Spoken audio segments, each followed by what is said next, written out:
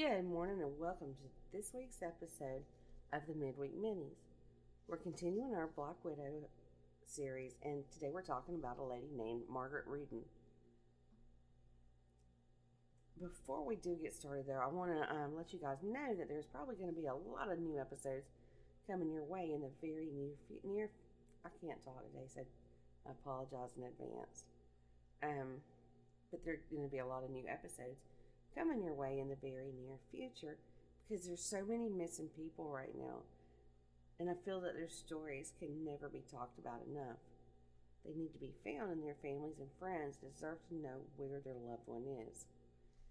If it was one of my family members that were missing, I would want their names on every tongue of everybody, so I'm doing my part to make that effort for those that are missing right now. Now, if you know of a missing person and I haven't covered them yet, or one that hasn't been mentioned much in the mainstream media, please bring it to my attention. Now, let's get things started.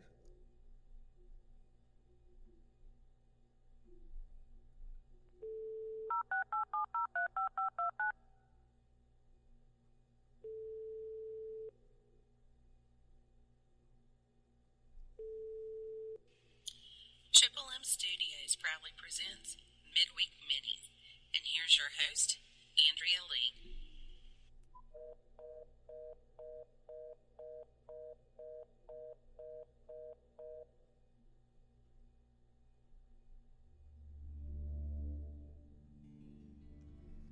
So when Ron Rudin met his fifth wife in 1987, he had only just separated from his fourth wife just a few months before that. Now, Ron was a very charming guy, and he knew how to use that charm. In the 1980s and 1990s, there was this new construction boom in Las Vegas, and he was not a dumb man, and he got in on that boom. And he quickly became a successful big shot in the real estate world of Las Vegas. Now, even though he lived in Las Vegas, he wasn't a gambler. He wasn't drawn to the casinos. His thing that he enjoyed was, having a large stock of firearms, and he also loved his cowboy boots. Now, his success in real estate continued to grow, but he was very lonely. And like I said, he had been married several times, and his third wife, Peggy June Lee Rudin, she suffered from depression, and she ended her own life. And then he met Margaret Mason in 1987. Now, Margaret herself had already been married 3 times when she moved out to Las Vegas. She met a man shortly after moving there, and that became her fourth husband, but they soon divorced because it just didn't work out. Well, then Ron Rudin came into her life. Well, Margaret and Ron met at church, and they fell in love with each other quickly, and it was soon a very serious relationship. Margaret later said that he was the most charming man that she'd ever met, and the two were married later that same year. Soon that marriage took a dark turn. Margaret says that one night while they were watching a crime story, Ron turned to her and he said, "What would you say if I told you that I murdered Peggy?" And Margaret said that on one hand she wanted to know the details, but if she did, she would have to leave, so she told him that he wasn't going to air out his guilt by telling her, and she didn't want to know. So they never spoke of it again. Then rumors of affairs started circulating, and it was Margaret that was being blamed for the cheating, but she adamantly denied it. Then one night it all came to a head when she overheard Ron talking to one of his ex-girlfriends. She claims that Ron slapped her, and out of self-defense she grabbed a gun. Ron wrestled it away from her, and she just knew that she was going to die, but instead he shot a painting that was nearby. Things continued to be difficult at home, and 4 years into the marriage, Ron's trust lawyer admitted that Ron had become vicious and violent. It had gotten so vicious that Ron had secretly implemented a stipulation in his will that a very meticulous investigation would be carried out should he die by violent means, and he wanted it to be that way if any beneficiary that was responsible for those violent ends or the violent means. And if it was one of his beneficiaries, they wouldn't receive even a single penny from his estate. During the time that all of this was taking place, Ron was involved in the development of an RV park, or resort, I guess you could say, and there were some questions about how he was financing it.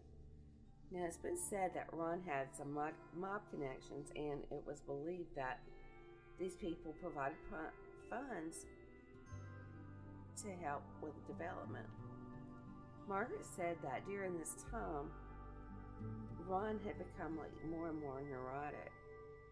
She said that he was afraid of people, suspicious of everybody, and that he almost always carried a gun with him. On December the 18th, 1994, Margaret opened her own antique store in a strip mall that was owned by Ron. She said that Ron was being totally supportive and she thought things were getting better with their marriage. But when she returned home the next morning around 2 a.m., Ron's car was gone and the alarms to the house were turned off. Well, at first she didn't really think much of it, so she went on to bed. Well, the next morning he didn't show up for work, and that's when she started to realize that something just wasn't right. She checked with everyone that she knew, and they said they hadn't seen or heard from Ron, and so she decided to report him missing. But when she called the police to file that missing persons report, they told her that if he was still missing after 48 hours to call back. Well, 2 days later, he was still missing, so she called, and police were sent to the house. Ron's friends and coworkers were quick to start pointing their fingers at Margaret. When investigators talked to her, they asked her if they could search the house, so she allowed it. But they didn't find anything. 4 days after he went missing, his Cadillac was found parked at a gentleman's club. Ron was known for keeping a very clean car, but this car was covered in mud and dirt, and there were even muddy footprints inside the car. But the funny thing is, they didn't find any fingerprints that belonged to Ron or Margaret inside the car. Well, weeks passed, but there was still no sign of Ron anywhere, so the trustees of his estate put up a $25,000 reward for information leading to Ron's location. And they did that on January the 3rd of 1995. Finally, on January 21st, a big break in the case happened when a fisherman found Ron's skull by a river 60 miles outside of Vegas. The skull had 4 bullet holes in it, and Ron's diamond bracelet was laying nearby.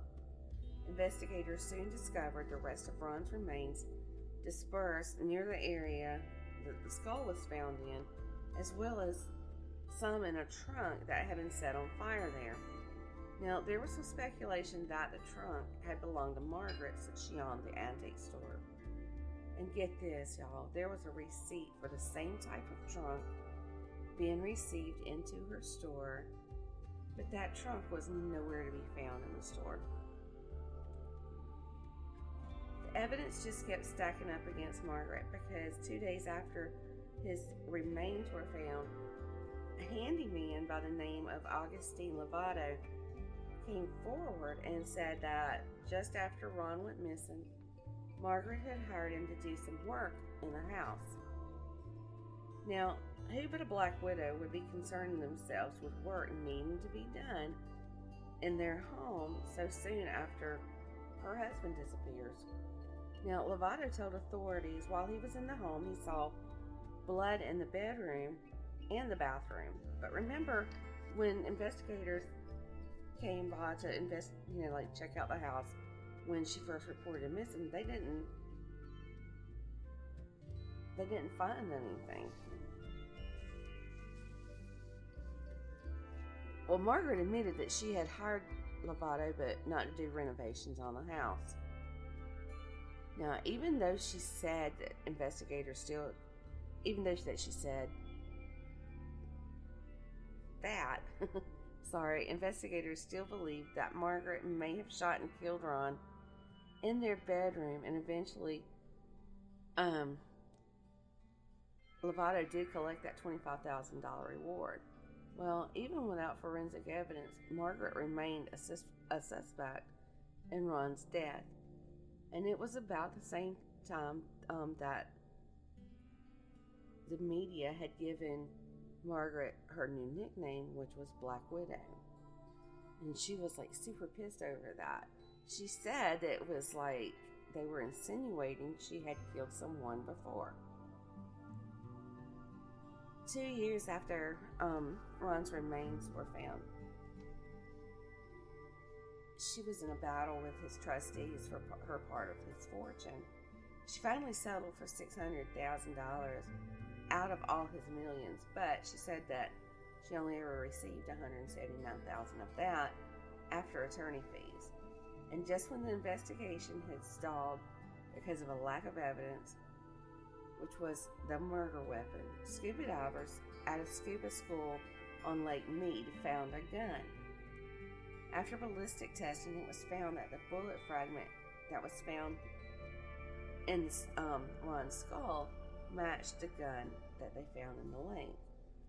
For 2 years, prosecutors tried to have Margaret indicted on what was based on that handyman's testimony, and there was evidence that was found in Ron's Cadillac and that trunk that they found near his body. They were unsuccessful. That is, until the gun was found. The gun was like the missing piece of the puzzle that they needed to indict her.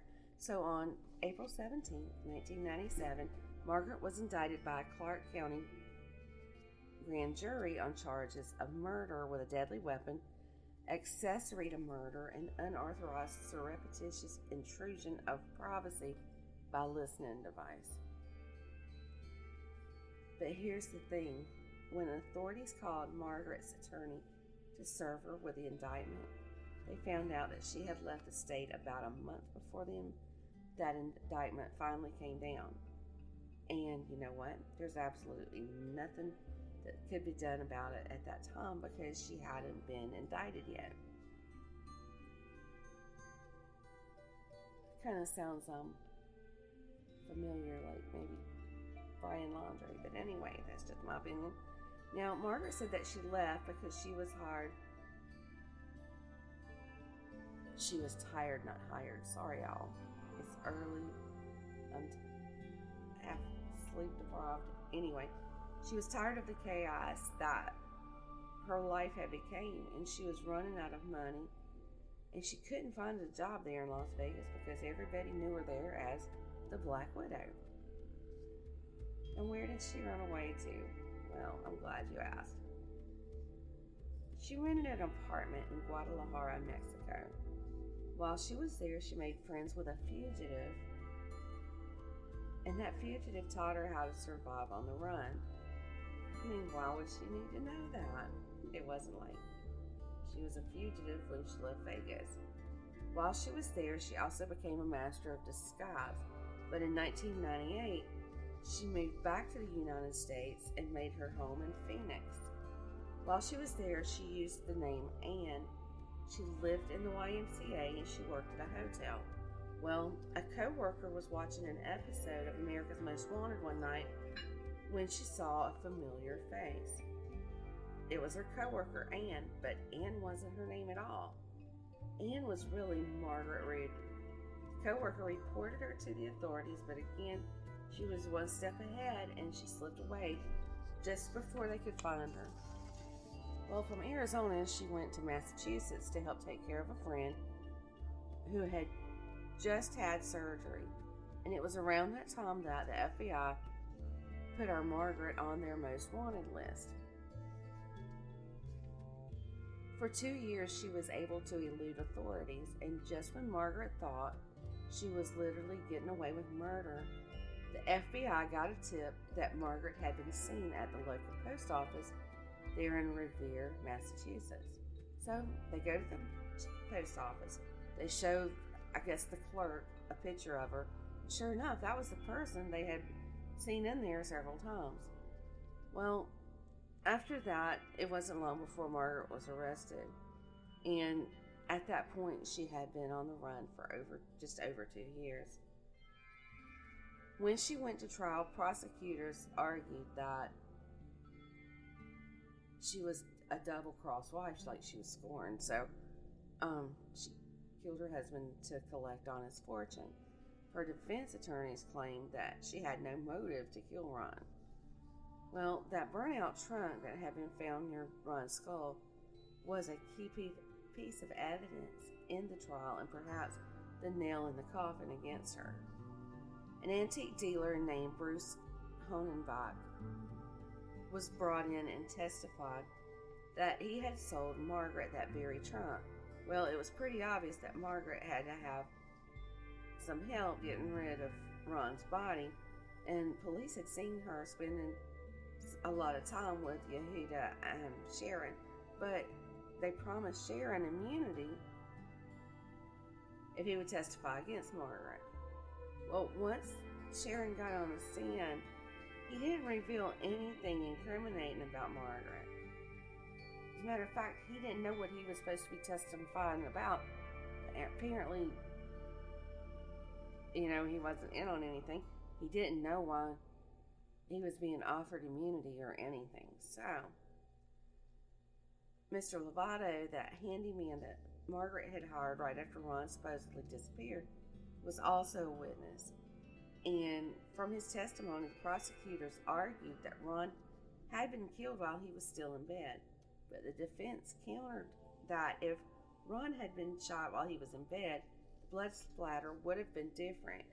And they even went through the trouble of reconstructing the bedroom right there in the courtroom to prove it. Well, y'all, this trial went on for 9 weeks, and it's the longest trial ever in Las Vegas.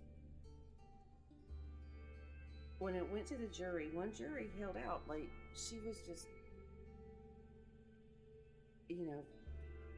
going for innocent. The rest of them were saying guilty. But she held on to that belief for 6 days, but she eventually caved. And on May the 2nd of 2001, the verdict was read. Margaret had been found guilty of murder in the first degree, and she was sentenced to life with the possibility of parole after 20 years of serving her sentence. She served her time in prison, and on January the 10th in 2020, she was released from prison, and just in time for the pandemic, huh? How exciting. I think I'd want to go back in. But anyway, after she was released from prison, she moved back to the Chicago area, and she still claims that she's innocent. And her defense attorney has even said that if she was granted another trial to prove her innocence, he would represent her. And Margaret says that even though she's been a lot on her, she'll continue to prove her innocence. So what do y'all think? I mean, do you think that it's cut and dry she actually committed the crime? Or do you think it was mob related? I'm leaning towards the fact that she did it. I do have a couple of doubts. But the big thing is why would she run if she was innocent? That's the big thing for me, anyway. And y'all, I'm usually either, this person did it, or no, they're innocent. This time I'm just kind of torn, but I'm leaning toward guilty. But anyway, that's all I've got for today, and I want to thank y'all for tuning in. And I want you guys to have a great Wednesday.